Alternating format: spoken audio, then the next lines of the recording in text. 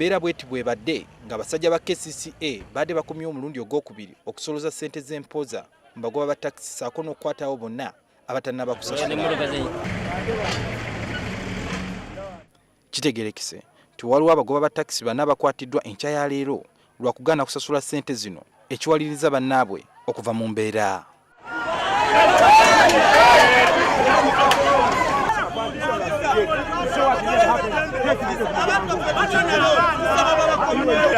Tubalonda neka tubatukwa tubavuga ekirala atubye omwaka mulamba. Poliisi eyiiriddwa mu kifo kino okkakkanya abagoba ba takisi abadde bazibye oluguudo nga tebakkiriza mmotoka yonna kuyitawo.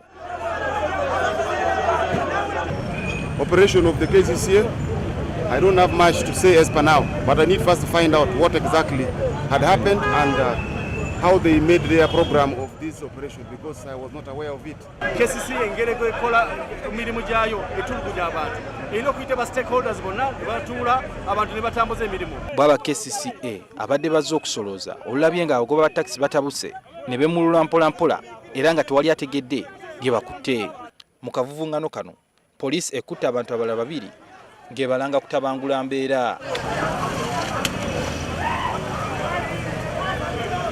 Bwe tuviiriddeyo ng'embeera etandise okudda mu nteeko ng'emmotoka zitambula bulungi ku luguudo luno ate yo KCCA tenaba kubako kyeyogera.